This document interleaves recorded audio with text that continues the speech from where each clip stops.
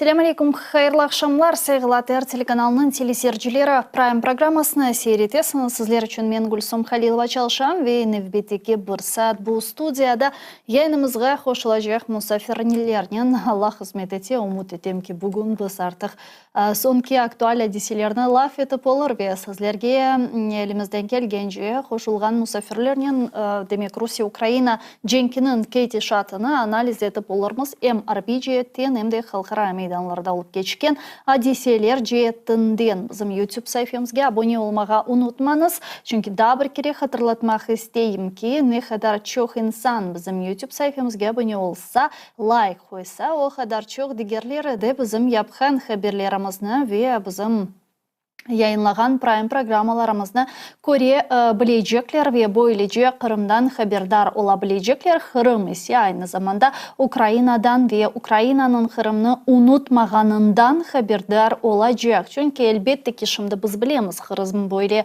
bir izolasiya çerçevesinde bulunganından sebep hatta Kırım içerisinde yaşayan insanlar bile Kırım ile alakalı ve etrafında alıp geçken hadisler ile alakalı her daim haberlerge sahip olup olamaylar, imkanları böyle yoktur. O yüzden bizler de elimizden gelgence bu haberlerge sizlerge tarqatmağa ve anlatmağa tırışamız. Misal olarak bilediniz mi? Kerech keçiti artık gayridan tıklendi. Rus işgalcileri bu keçitini gayridan tıklengenlerine dair böyle bir malumatlarını paylaştılar. Bu bizim için ne için mühim? Çünkü bu Kerech kopuru ve keçiti hususan gayridan tıklenilgeninden sonra Ruslar işgal etilgen Yarımadağa endi tecizat keçirilivini gayridan tıklep olacak ve böylece Yarımadağa da tecizat, asker, texnika verilekre kene alıp ketip olacaklar. Bu logistika demektir ki bilesiniz sonki vakitları ve hususan 17 aprelden başlap Ukrayna silahlı kuvvetleri işgalcilerinin Yarımada'daki logistikasını yok etmek için farklı faaliyetler alıp bara ve elbette ki bu faaliyetler arasında bu Rusların hava savunma sistemlerine Kırım'da yapılan şiddetli hücumları ve saldırılarıdır. Aynen bu sebepten Ukrayna Silahlı Kuvvetleri Rusların hava müdafaa sistemlerine, komplekslerine böyle saldırılar gerçekleştiriyor ve bu saldırılar neticesinde nevbetteki böyle bir harbi maksat bu Kerech köprü olması gerekirdi. Bu ne için yapılar? Rusya'nı tamamen Kırım'dan kesmek ve böylece Rusların mantıki yollarını kesip onlarını bundan marum bırakmak ve böylece Ukrayna'nın ana kıtasındaki şimdi yerleşken Rus işgalcileri daha da zayıflayacaklar. Çünkü Kırım'dan onlarga endi tecizat, silah ve asker teminatı gerçekleştirilip olamayacak ve Ukrayna Silahlı Kuvvetlerinin elinde Cenubi yönelişini tezden işgalden kurtarmak için ve ardından Kırım'ı işgalden kurtarmak için bir imkan doğacaktır. Ve bu sebepten Ukrayna Silahlı Kuvvetleri elbette ki Yarımada'da Rusların yerleşken harbi noktaları ve bazalarına hücum etmekle uğraşa şu an ama işgalciler de boş durmayı görgenimizge göre onlar Ukrayna'nın hücumlarından sonra gayridan tıkle faaliyetlerine başladılar. Hususan bu Kerech paromu keçiti.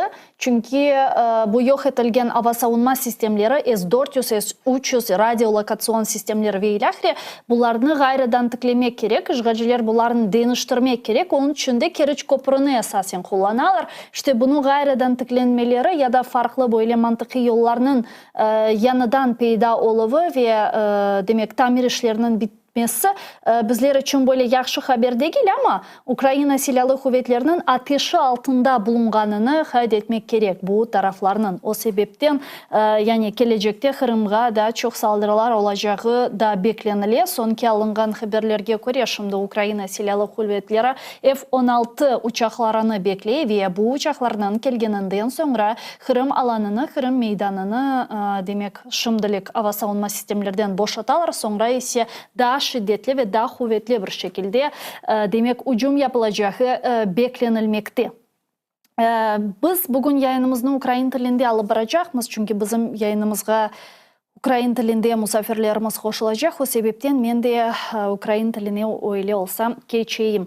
Вітаємо в ефірі телеканалу АТР. Ви дивитесь інформаційно-аналітичну програму «Прайм». Для вас працюю я, Гульсум Халілова. І, звичайно, ми починаємо з новин тимчасово окупованого Криму, а там знищені десятки пускових установок систем С-300, С-350 та С-400. Більше 15 радіолокаційних станцій і десятки пунктів управління, підсумовує Центр стратегічних комунікацій Збройних сил України. Сталося це за офіційними даними у період з травня по червень. Хоча, ймовірніше, згадані ураження ворожих С-400 у Джанкої ще 17 квітня. У переліку уражень він згадується двічі. Також двічі прилітало в Ахмічіті та Бельбеку, а також по разу вдавалося вразити російські радари та пускові в Кезлєві, Саках поблизу Ахяра, також Ахмеджіта та Алушти, а також на мисах Тарханкут та Казантип і навіть на горі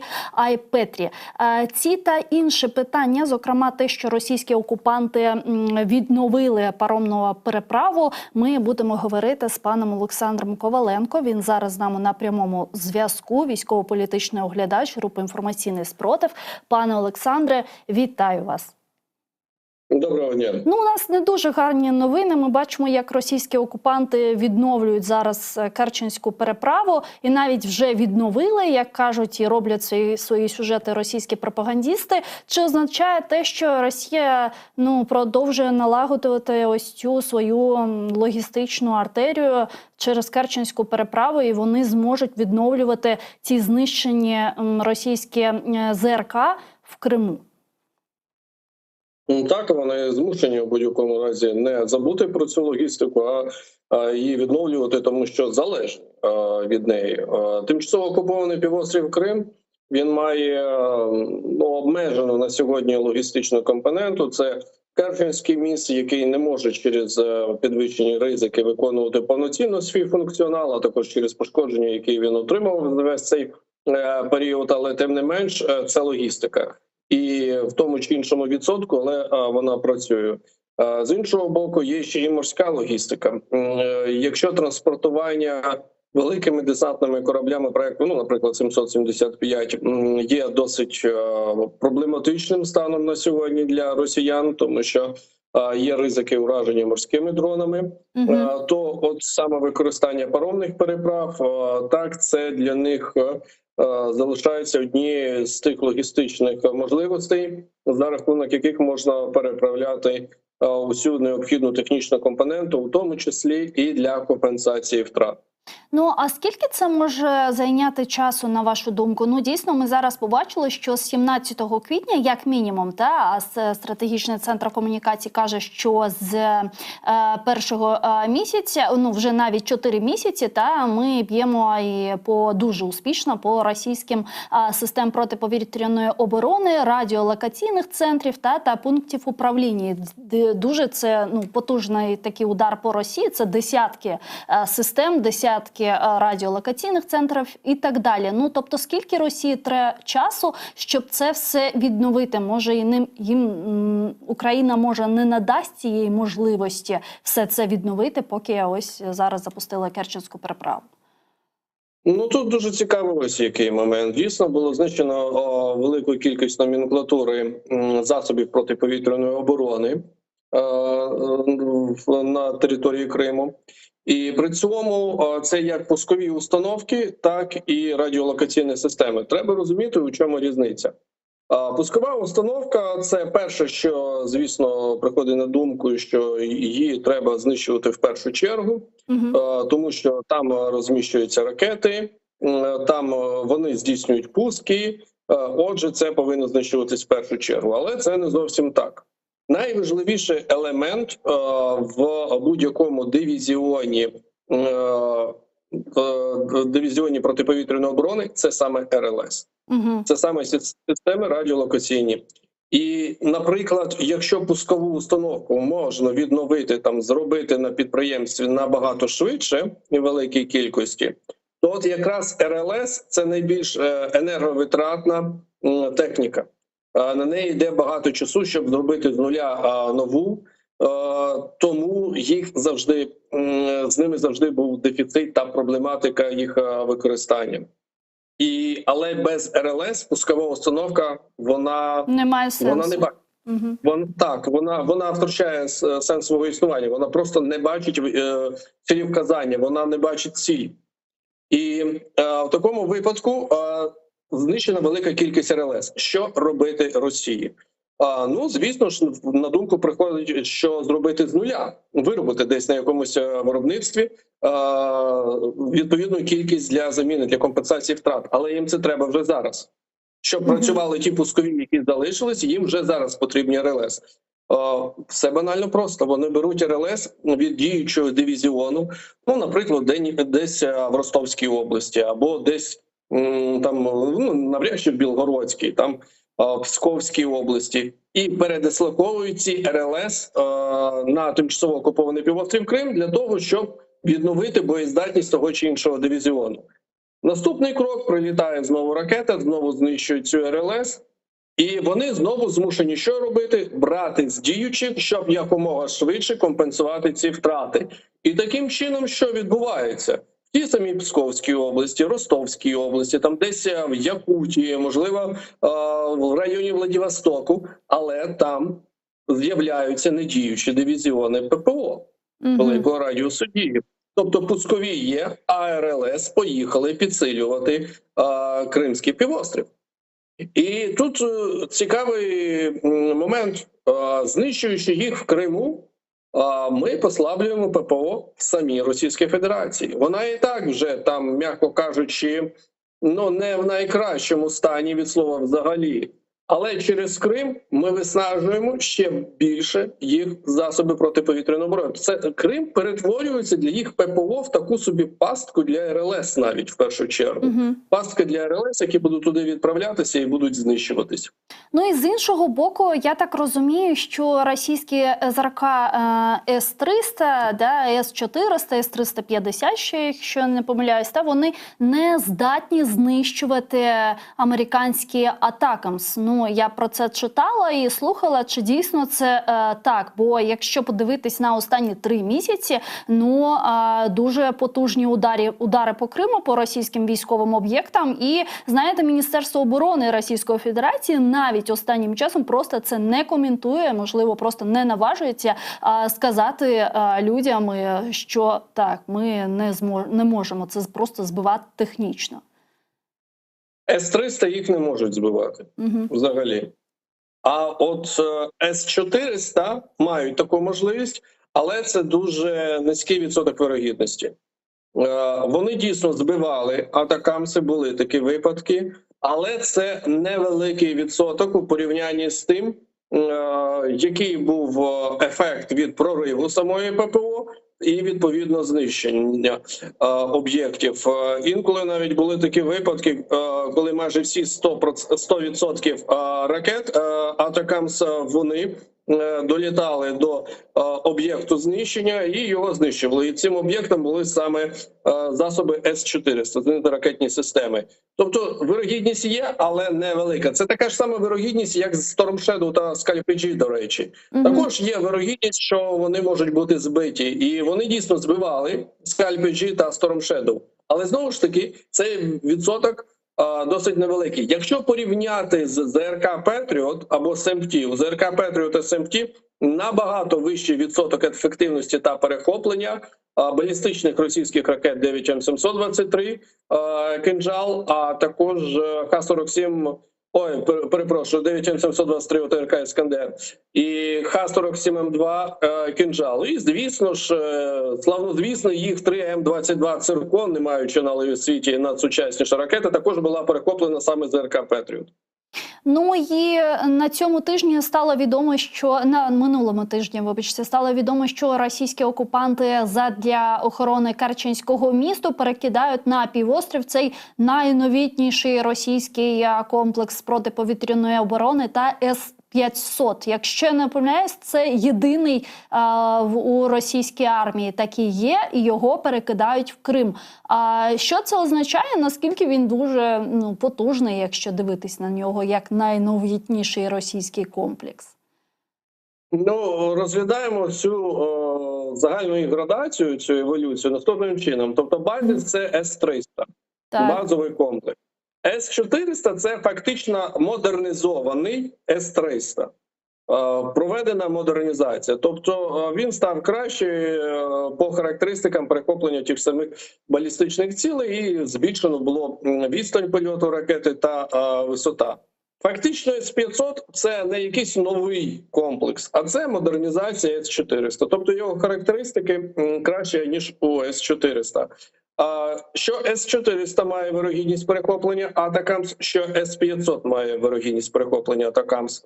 Звісно ж, з урахуванням того, що С-500 майже на 900, скажу навіть так, на 95% має електронну базу, електронно-технічну базу іноземного походження.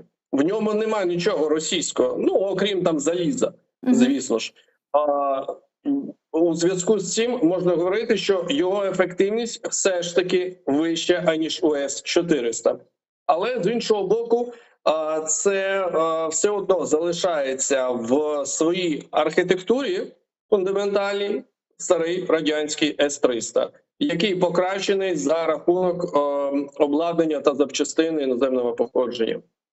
Ну, а як ви в цілому оцінюєте ось ці російські попитки та захисту Керченського місту та залишки свого Чорноморського флоту? Та це і ось ці бонові їх загородження, які зараз є і в Керчі, і в Кизлєво, і в Саках, і в інших районах, куточках Криму. Це і ось ця димова завіса, та, яку вони використовують над Керченським мостом. Наскільки це все ефективно тут працює? Ну, якщо говорити загально про Чорноморську флотилію, то найефективніший варіант – це виведення в Каспій, Каспійське море їх флоту. І вони 2 корабля класу «Каракурт» вивели. Це йдеться про малі ракетні кораблі «Амур» та «Туча», які повинні були бути добудовані на заводі «Залив» в Керчі. Але через побоювання, що туди може щось прилетіти, той самий Атакамс, їх було прийнято рішення вивезти. І їх вивели саме до Каспійського моря, і там вони будуть частково добудуватись. Тому фактично на прикладі цих МРК проєкту 22800 треба зробити все те ж саме росіянам з їх Чорноморської флотилії. Але вони цього не зроблять, звісно ж.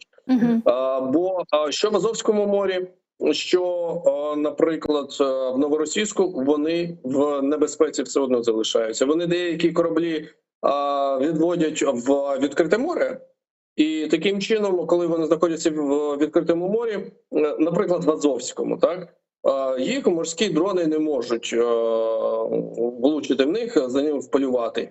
Але є і такий засіб ураження, як ракета.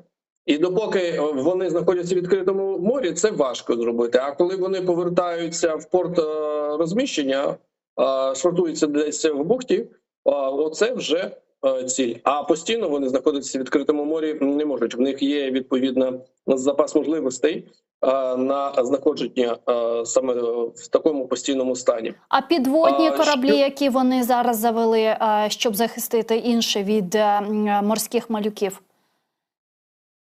Ви маєте на увазі підводні човни типу Човни, Вашарянка? так. Які... Так. Вони їх вивели зараз чергування. Ну, це насправді це не є чимось унікальним. Дійсно, в форматі чергування використовувались подводні човни в історії війн та конфліктів. Але у випадку з Росії це просто репутаційний, ще один репутаційний удар, тому що більшість саме патрульних кораблів, які повинні виконувати патрулювання Чорного моря, так, вони рятуються, вони ховаються в Новоросійську. І це доводиться робити підводним човнам. Це як мікроскопом забивати цвяхи. Це називаємо ось таким чином. До того ж, майже всі варшавянки, які зараз займаються патрулюванням, вони вже давно потребують ремонту, регламентного ремонту. Тобто, замість того, щоб їх відправляти на ремонт, вони їх відправляють на підвищений, прискорений процес відпрацювання свого ресурсу. Угу.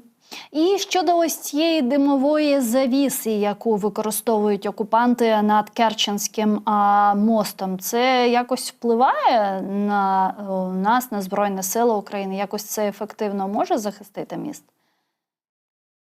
Ну, якби ми спрямовували з досить специфічним наведенням ракети відповідні на Керченське міст, то ні, це не допомогло.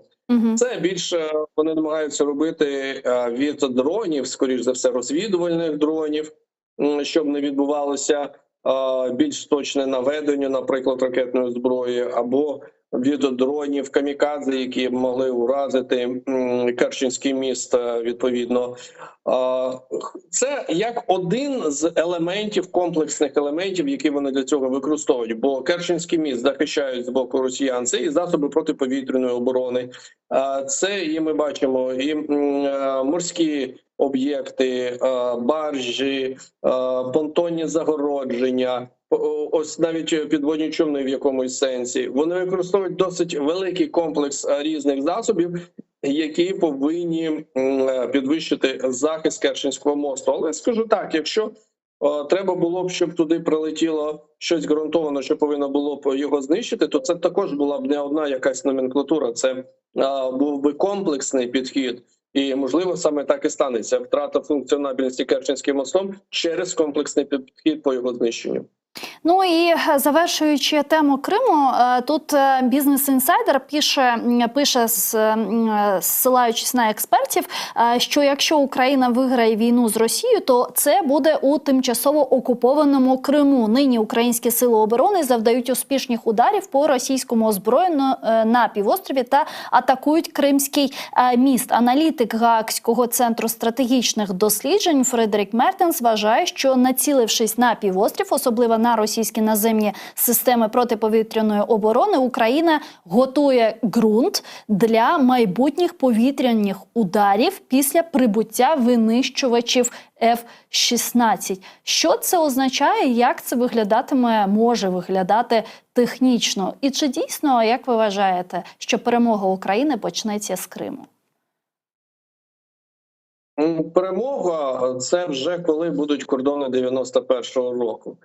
І ситуація така, що Крим цілком можливо буде звільнений набагато раніше, аніж буде остаточна перемога досягнута. Тому що, наприклад, Донецьку область звільняти насправді набагато важче, аніж Крим. Так само, як і Луганщину. Навіть Донеччина – це буде найважча ділянка з усіх по звільненню території України. Тому, коли буде звільнений Крим, Донеччина ще буде окупована, на жаль, на той момент. А так, в принципі, те, що створюється на території Криму відповідні умови до F-16, так, цілком можливо не тільки до F-16, або зменшення протиповітряної компоненти великого радіусу дії, до яких відносяться С-300, С-400, це не тільки зменшення їх можливостей по захисту об'єктів російських від атакамсів. Це і можливості відкриття повітряного простору для Storm Shadow Scalp G з більшою ефективністю, щоб вони там діяли.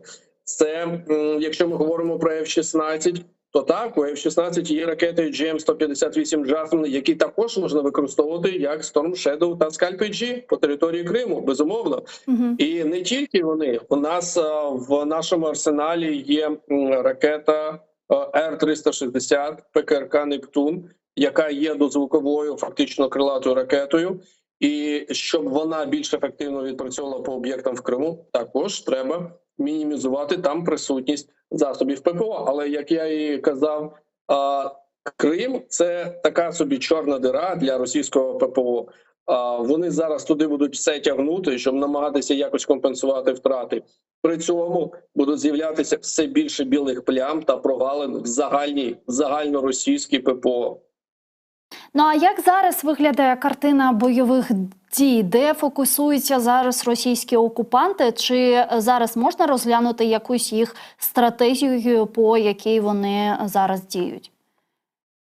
Це Покровський напрямок. Усі їх зусилля, основний концентрований удар відбувається саме на Покровському напрямку. І другий по потужності – це Краматорський напрямок, район Часового Яру.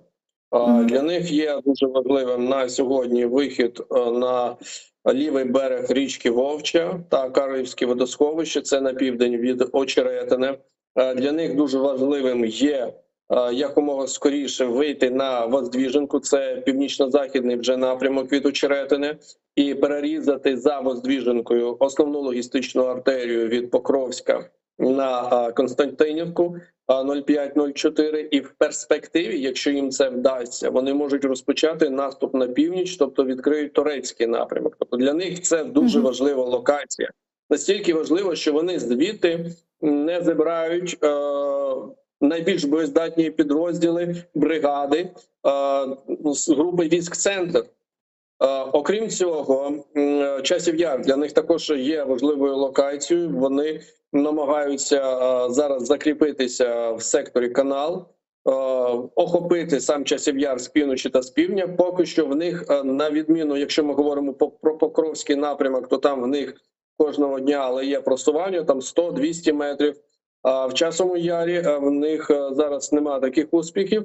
Тим більше по лінії Іванівська, Клещівка, Андріївка вони також не здобули якихось серйозних успіхів за останній час, хоча тиск там не зменшується. Тобто для них це найголовніше, і цього можна зробити висновок, що основний плацдарм, де вони концентрують усі сили та засоби для просування наступу та захоплення, це все ж таки Донецька область. Ну, тобто глобально, та наразі вони просто хочуть вийти на адміністративні кордони Донецької та Луганської. Про чому я кажу про Луганську? Що нещодавно експерти Deep State, аналітики каналу Deep State, повідомили, що окупанти наростили до 10 тисяч чоловік особливого складу та 450 одиниць військової техніки на ділянці від Райгородки до Нововодяного, що приблизно на 20 кілометрів від селища Барова Харківської області, заявили в Deep State. Ну, це цілком можливо. Вони готують прорив на Борову. Вихід на адміністративні межі Луганщини в цьому напрямку умовно можна розглядати як один з варіантів, але для них не стільки, для них адміністративні межі, насправді, вони нічого не значать. Тобто Луганська область, Донецька область, вони діють з загальна ціль, так званого їх СВО, вона насправді дуже проста.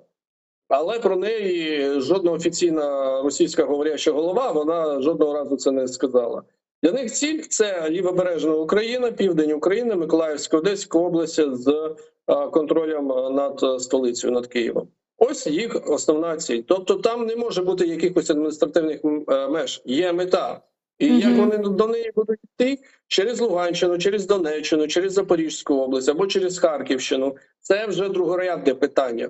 Основне те, що з 2014 року, коли були сформовані Путіном основні ідеологеми Олександром Дугіним та Владиславом Сурковим, вони взагалі не змінилися. Просто, знаєте, є така ілюзія, на жаль, і у західних медіа, що Росія вийде на кордони, які вона оголосила там і зробила там референдум своєї території, навіть внесла в свою конституцію, це Донецька, Луганська, Харківська, Запорізька області і так далі, і там вона зупиниться. Ну, це ж ілюзія, і ви зараз про це сказали.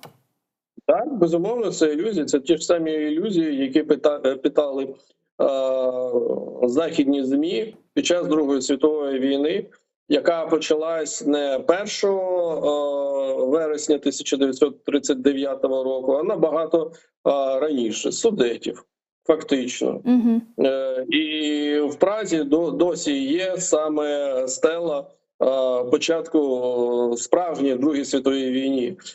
І з тих пір нічого не змінилось. Вони тоді також плекали якісь ілюзії, що от Гітлер зупиниться десь там в районі Чехії, так, а ось він зупиниться десь там в Австрії, ось він зупиниться десь там в Польщі. А ні, цього не сталося.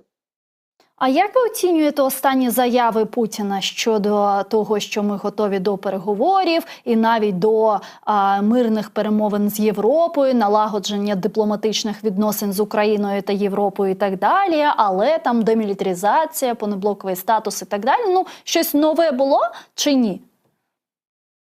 А ні, дід просто, як завжди, пігулки забув випити, ось і все. Ну, як можна між собою пов'язувати такі речі, як налагодження відносин, залишити тимчасово окуповані території під своїм контролем і змушувати Сили оборони України залишити ті території, які вони вважають своїми. А при цьому ще пам'ятати і розуміти, що усі також розуміють, яка твоя основна мета. Це захоплення, ще раз захоплення, відновлення ресурсу, відновлення потенціалу і початок другої хвилі повномасштабного наступу, повномасштабного вторгнення. Ну, тобто, дійсно, він ірраціонален і нелогічний. Ну і останнє, у нас буквально 2-3 хвилинки. Пане Олександре, я просто не можу вас не запитати вашу думку щодо саміту миру, який пройшов в Швейцарії 15-16 червня. На вашу думку, це було потужно, ефективно чи ні? Ну, я скажу так. У той час, як Володимир Путін намагався навіть особисто заявляти, що Володимир Зеленський – це нелегітимний президент України, з нелегітимним президентом України зустрілося більш ніж 90 лідерів світу і міжнародних організацій. І кожен з ним мав діалог. І більш ніж 80 поставили свої підписи під загальним комюніке. І 4 організації. Путін за цей час встиг зустрітися, якщо не помиляюся, зустріч вже відбулася з Кім Чен Іном. Так. От результат. Ось рівень нелегітимності. Дякую вам дуже, пане Олександре. Чохсагуну, що знайшли час та приєднались до нашого ефіру. Олександр Коваленко був з нами на прямому зв'язку, військово-політичний оглядач групи «Інформаційний спротив». Сагулність. Ну, а ми продовжуємо наш ефір, і ми говорили про саміт миру. Ви знаєте, що 15-16 червня в Швейцарії пройшов глобальний саміт миру, який ініціювала Україна. І опублікували там спільне комюніке про основи миру. Текст комюніке вже опублікував Офіс президента України. Учасники там підтвердили відданість утриманню від погрози силою або її застосування проти територіальної цілісності чи політичної незалежності будь-якої держави, принципам суверенітету, незалежності і територіальної цілісності всіх держав, включно з Україною. Учасники заявили, що мають спільне бачення щодо таких важливих аспектів. Перше. Це, звичайно, будь-яке використання ядерної енергії та ядерних установок має бути безпечним, захищеним, надійно охоронятися та не шкодити довкіллю. Українські атомні електростанції та установки, зокрема Запорізька атомна електростанція, повинні працювати безпечно та захищено під повним суверенітетом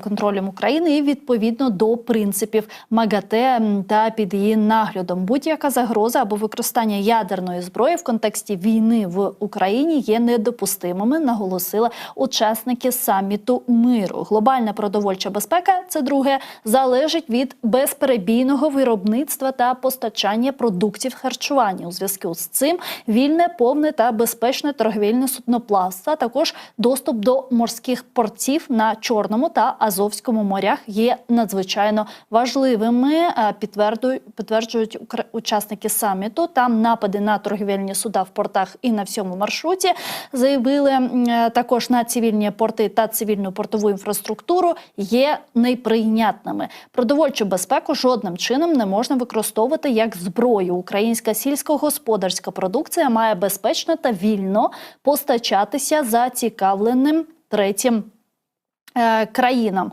Ну, а також усі військовополонені мають бути звільнені шляхом повного обміну. Усі депортовані та незаконно переміщені українські діти та всі інші українські незаконно утримувані цивільні особи мають бути повернуті в Україні. В комюніке йдеться, цитую, «Ми вважаємо, що досягнення миру вимагає залучення та діалогу між усіма сторонами, тому ми вирішили в майбутньому жити конкретних заходів і у вище зазначених сферах із подальшим залученням представників усіх сторон». Це ком'юніке, яке підписали учасники саміту миру, але треба зазначити, що більшість, звичайно, підписала, але все ж таки не всі. Якщо я не помиляюсь, ще не підписала Саудовська Аравія, ОАЕ, Бахрейн, Лівія, Індія, Бразилія, Колумбія, Таїланд, Мексика, ЮАР, Ватикан та Вірменія, а також ООН, ОБСЄ, Організація Американських Штатів і Константинопольська православна церква. Ці та інші питання ми будемо обговорювати з нашим гостем, який приєднується до нашого ефіру. Це пан Станіслав Желиховський, кандидат політичних наук, експерт міжнародних. Пане Станіславе, вітаю вас. Салям алейкум. Доброго дня. Як вам саміт миру, який пройшов в Швейцарії 15-16 червня? Ми зараз зачитали невеличкий текст ком'юніке, який підписали країни-учасники, але все ж таки не всі. Я сказала про тих, хто його не підписав. Але якщо подивитись на цей список, ну, звичайно, зрозуміло, чому вони не підписали поки що.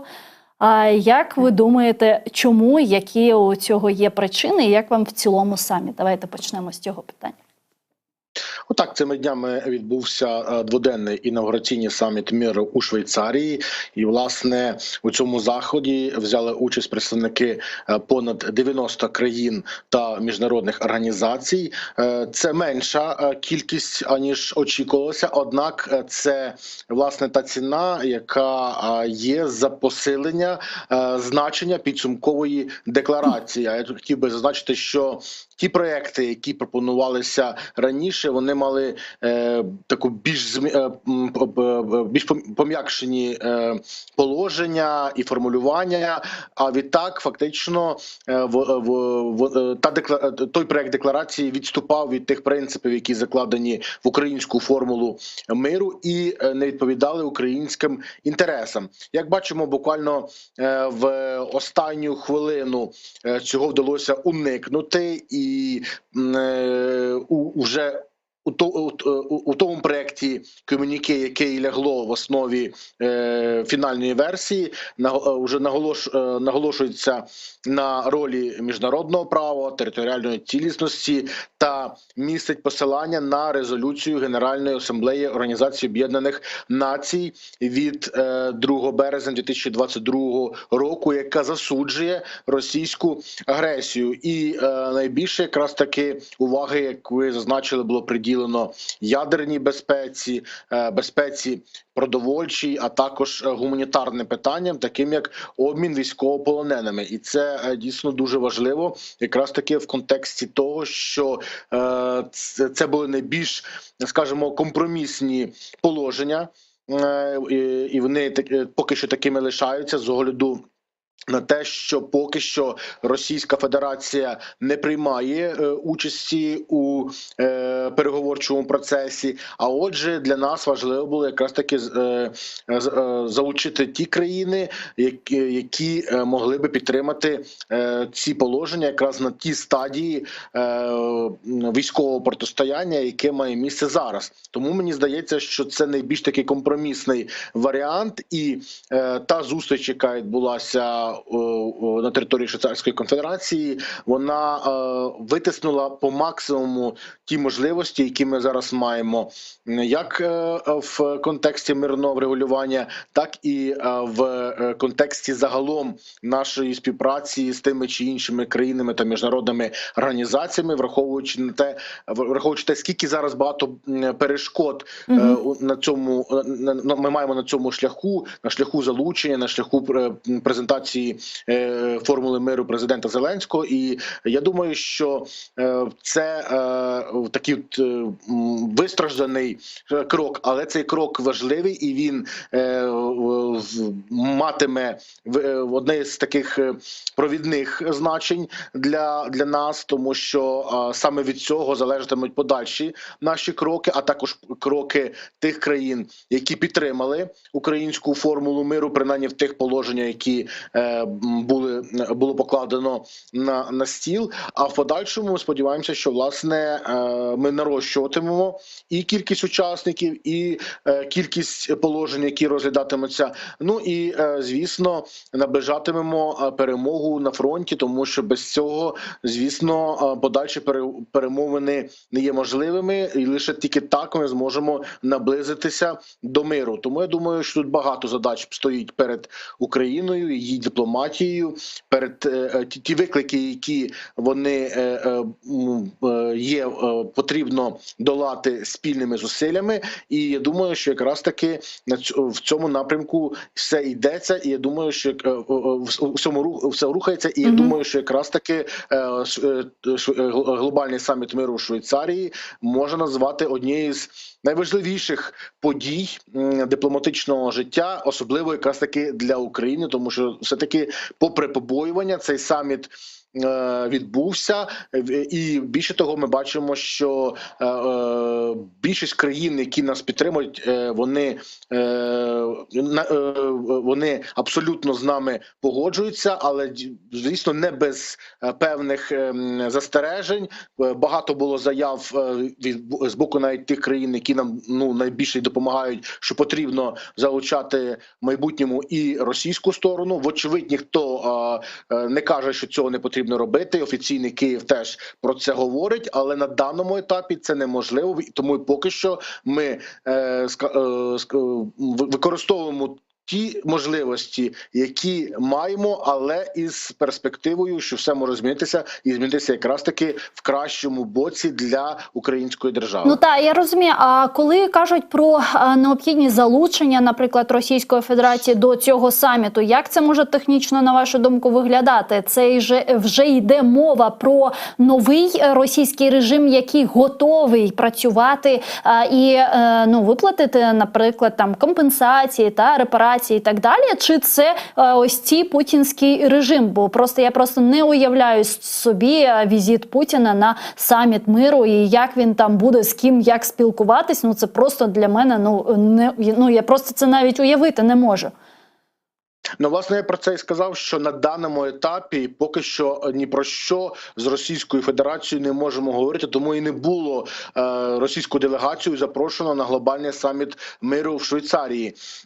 На мій погляд, поки що, поки тривають бойові дії, навряд чи можна очікувати якесь позитивне зрушення. І дійсно бачимо, що Путін надалі заявляє про те, що потрібно Україні бути позаблоковою, потрібно, скажімо так, визнати ті території, яка вона окупувала за Росією. Ну і взагалі оті несенітниці, які озвучують російські високопосадовці, включаючи Владимира Путіна. Як воно буде насправді, важко сказати. Мені здається, що все ж таки тут потрібно розуміти, що Росію можна лише примусити до миру, а не очікувати, що Путін добровільно прилетить, де б цей захід би не відбувався, наприклад, скажімо, на тій території, де немає, де йому не загрожує ордер на арешт, навіть якщо там країна якась така, яка близька по духу з Росією, наприклад, то вочевидь, що він цього не зробить. А якщо й буде якась делегація, то вона знову висуватиме оці ультиматуми і фактично закликатиме або спонукатиме Україну до капітуляції. Зараз це неможливо, тому нам потрібно працювати, по-перше, в тому напрямку, щоб залучати наших партнерів, допомагати нам витісняти Російську Федерацію з окупованих українських територій, а також посилено працювати по лінії дипломатичній, особливо на двосторонньому рівні, щоб залучати ті чи інші країни, щоб посилили нашу переговірну позицію. І І, звісно, працювати ще також в контексті із державами, і з міжнародними організаціями, щоб посилювати санкції проти Росії, а також дуже ретельно працювати над тим, щоб можна було унеможливлювати обхід санкцій тих країн, які їх накладають, і щоб, власне, це ще більше і більше ізолювати Російську Федерацію та той режим, який зараз нею керує. Тому тут дійсно дуже багато викликів, і я не вбачаю, що найближчими місяцями ми дійсно зможемо побачити Росію за столом перемовин, але те, що ми зможемо вже цьогоріч посилити наше просування по різним напрямкам, це однозначно так, а отже, це дійсно можна говорити про те, що в майбутньому Україна з нашими партнерами зможе змусити Російську Федерацію принаймні спочатку розглядати, а потім і підтримати українське бачення завершення війни. Інакше ми просто програємо і не зможемо надалі бути дієздатним суб'єктом міжнародної політики. Нещодавно міністр закордонних справ Швейцарії Ігнаціо Кассіс заявив про те, що Швейцарія має намір обговорити підсумки саміту миру з Росією, а також з Китаєм та іншими країнами, які не брали в ньому участь, заявив глава МЗС Швейцарії. Це матиме якийсь ефект чи ні? Ну, власне, тут хотів би зазначити, що і офіційний Київ говорить про те, що ті рішення, які прийнялись на саміті, і той план з їх імплементації, який буде розроблено, це буде передано російській стороні. Це нормальна практика, тому що ми повинні повідомити про те, що країну-агресор, про що було домовлено, що все-таки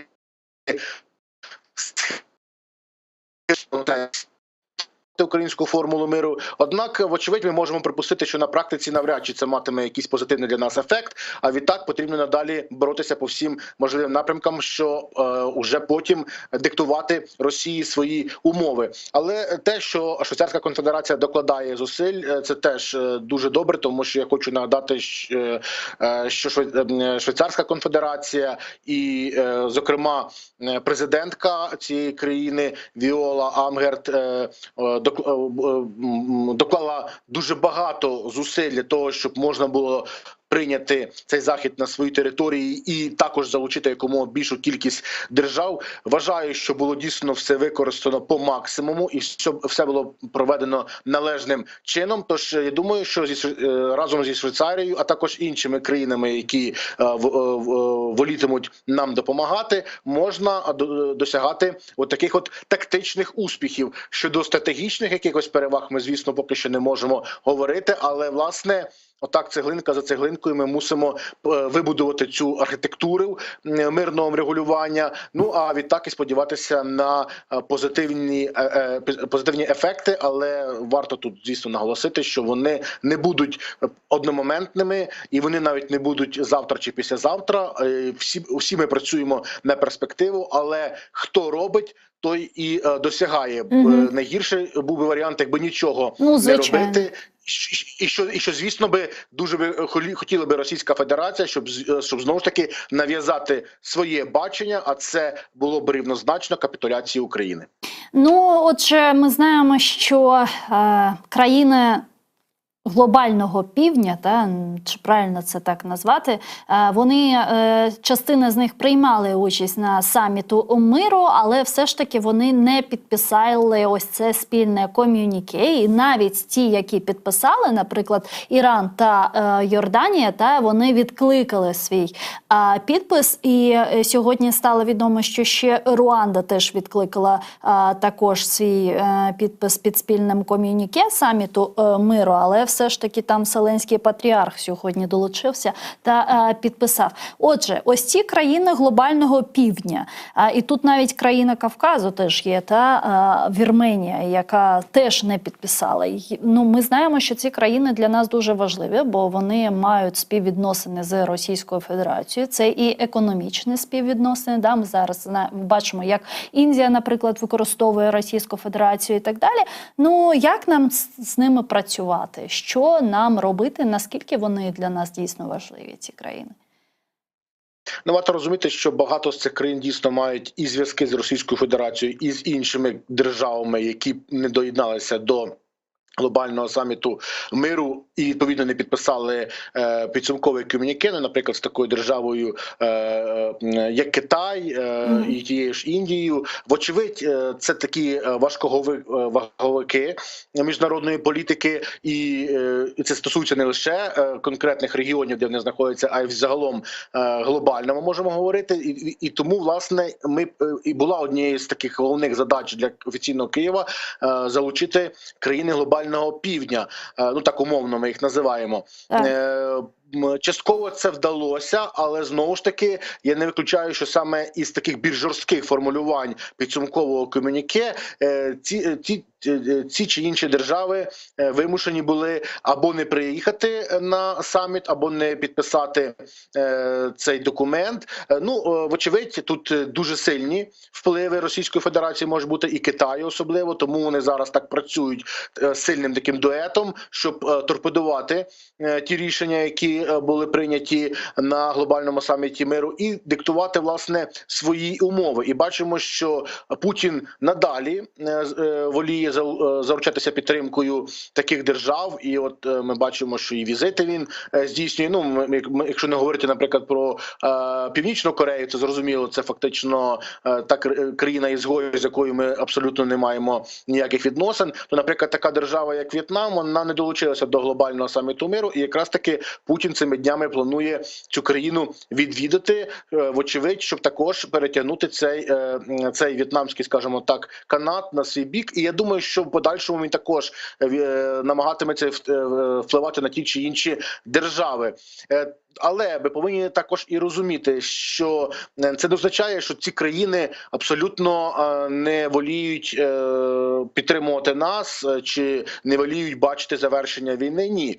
Я вважаю, що абсолютно ті пункти, які виставлялися на переговірний стіл на інаугураційному саміті, вони були абсолютно прийнятними для всіх, але все ж таки вони бачать, що поки що немає перелому війни, і вони підстраховуються на той випадок, якщо Росія змогла досягти якихось нових тактичних цілей, нових здобутків на фронті. Я думаю, що тут тому і потрібно посилено воювати, а тому нам потрібно, щоб це більше допомагали наші партнери, щоб витісняти Російську Федерацію. І я більше чим впевнений, що потім побачимо зовсім іншу картину. Тобто фактично часто якраз таки йдуть за переможцями. І Україна повинна показувати нові перемоги. І це стосується не лише фронту, тут також бойового фронту, а також і фронту дипломатичного, політичного, економічного, будь-якого. І тоді впевнений, що ми матимемо іншу картину, більш позитивну для нас. Але те, що ми вже побачили навіть на глобальному саміті миру, це також дуже важливо, тому що я хотів би нагадати, що ще нещодавно були такі припущення, що не всі західні країни, не всі країни-партнери прибудуть, а якщо й прибудуть, то далеко не всі підпишуть той підсумковий документ. Дуже багато говорилося, що, наприклад, такі країни, як Угорщина чи Словаччина, вони відмовляться підписувати, або, наприклад, висуватимуть якісь вимоги співзвучні з тими, які ми можемо почути від Російської Федерації. На щастя, цього не сталося. Тобто ми закріпили свою формулу миру на європейському континенті, також серед країн Північної Америки, а також ми бачимо, доєдналися і країни глобального півдня, бачимо, непогано була представлена Латинська Америка. І я думаю, що в цьому напрямку потрібно далі працювати, тому що ніхто не казав, що буде легко, і не потрібно, відповідно, дивитися крізь рожеві окуляри на весь цей процес, якщо деякі, наприклад, можуть мати такі. Ні, абсолютно ні. Це дуже важкий і кропіткий процес, який займає дуже багато часу, але знову ж таки цю дорогу потрібно долати, і я впевнений, що ми дійдемо до нашої мети, а саме звільнимо усю нашу територію від російського агресора, зможемо, скажімо, отримати усі компенсації від Росії, ну і, звісно ж, перемогти у цій війні, тому що тільки так ми зможемо зберегти наш суверенітет, територіальну цілісність і незалежність. Тобто ось цей саміт миру наступний, він вже повинен бути після перемоги України чи ні? Як ви Ні, думаєте? я думаю, що будуть проміжні саміти, але я думаю, що вже вони відбуватимуться тоді, коли якихось уже певні здобутки на різних фронтах ми матимемо.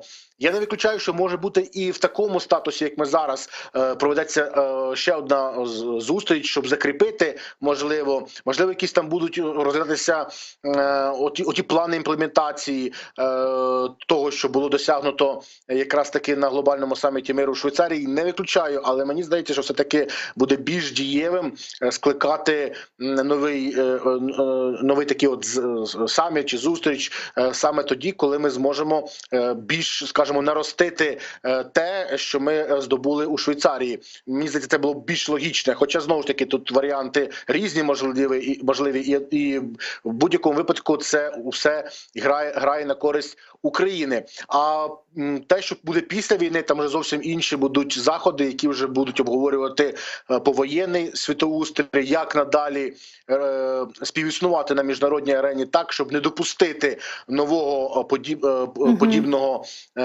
конфлікту, нової війни, яка має ознаки глобальної, і це варто розуміти. Тому я думаю, що там вже будуть виставлятися зовсім інші теми, пропозиції. Тобто, і я не виключаю, до речі, що там буде одним із таких хедлайнерів саме українська держава, як країна, на території якої вирішується майбутня доля світу, і це варто розуміти. Тож я думаю, що ще ми багато побачимо таких от різних дипломатичних подій, і дуже добре, що той саміт, який був у Швейцарії, відбувся належним чином, і сподіваємося, що він дійсно заклав ті підвалини, які вибудують дійсно ту архітектуру, яка буде корисна для всього людства. Але для цього всього треба одне єдине, скажімо так, спільне та розуміння того, що є перемога для України. Ось як ви вважаєте, на цьому саміті миру всі партнери України наші, які є основними, нам допомагають з початку цієї війни, і навіть ті, які приєднались до цього саміту, але були там нейтральні і так далі, і продовжують їм бути, все ж таки є ось це спільне вже, воно сформувалось, ось це спільне бачення перемоги? Воно таке ж, яке бачимо ми, чи ще ні? У нас буквально 3 хвилинки. Я думаю, що ми підходимо, власне, до такого вже єдиноголосся в цьому сенсі, тому що вже навіть по підсумковій декларації видно, що сторони підписанти зазначають про те, що потрібно, щоб привілеювало все ж таки міжнародне право, а також визнається територіальна цілісність України і суверенітет, і це дуже важливо, тому що нагадаю, нещодавно і серед наших європейських партнерів лунали різні заклики, що потрібно зараз домовлятися. От навіть на тій стадії, яка є, власне, те, що пропонує, наприклад, той самий Китай. Але, вочевидь, вже цього не сталося, і це дуже добре. Тобто ми вже закріпилися в тому сенсі, що потрібно повернути суверенне право України в межах усіх її міжнародно визнаних кордонів, тобто в кордонах 1991 року, і відтак відштовхуватися далі. Оце і є наша формула перемоги, тобто вибити Росію повністю з території України і дотримуватися тих пунктів, які мають місце в українській формулі миру. І тому я думаю, що це дійсно формула нашої перемоги. Тому я хочу ще раз привітати з проведенням глобального саміту миру і закликати усіх наших партнерів і тих держав, які не доєдналися, підтримувати українську державу, адже тільки так ми зможемо встановити справедливий мир не лише в Україні, а й у всьому світі. Дякую вам дуже, пане Станіславе, що знайшли час та приєднались до нашого ефіру. До зустрічі в інших ефірах телеканалу АТР. Станіслав Желіховський був з нами на прямому зв'язку, кандидат політичних наук, експерт, міжнародник, з яким ми обговорили результати саміту миру, ініційований Україною, який пройшов в Швейцарії 15-16 червня. Saygılar arkadaşlar, yayınımızın yekunlu mecbur көретіндеміз, аман-аман бір бұчуғдағымыз хала көргеніңізге көре бұл барыш саммитіне бірчоқ өлкелер дайыл етілді ве олар Украина ile бераберлікте ғалибе позицияларыны ве асылда ғалибені да яқынлаштырмақ үшін өзлерінің позицияларыны ве бұл женге дайыр көрінішілеріні ифаде еттілер ве да бір кере бұл саммитке қошылған бірчоқ өлкелер, яғни эксериетнен олар Украинаға дестегіні девам еттірежеклеріні ве сонына қадар, яғни Украина бұл жеңтен ғалибенен шыққанына қадар Украинаның янында олажақыны таайют еттілер. Ве бұл ақатенде чоқ мұйым, чүнки бұл женг артық 2,5 yıldır devam ете ve asla hiçbir şekilde bu cenknin böyle çıkmaz bir sokakka kirmemesi gerek. Çünkü eğer ki bu çıkmaz sokakka girilse bu cenk böyle Tsuktsvan çerçevesinde olsa bu elbette ki herkes için zor olacak. Zaten Rusya'nın da maksadı, Rusya'nın da amacı ne yazık ki budur. İşte cenkni öyle bir seviyeye getirmek ki artık Ukrayna'nın bütün dünya müzakere masasına oturtması için zorlamalı şeklinde Rusya davranı. Ama көргенімізге көре şimdilik bütün dünyalığa çok şükürler olsun. Ukrayna'nın yanında ve Ukrayna'ga elinden gelgence desteklerini bere ve destek vermeye devam edeceklerini daha bir kere tasdiqlay. Umut etemiz ki bu siyaset bu şekilde de devam edecektir. Saygılar arkadaşlar, bizler Rusya yayınlarımızga devam edeceğimiz ve sizlerge bu sonki hadiselerini tarif edeceğimiz. Hatırlı olunuz. Görüşkence.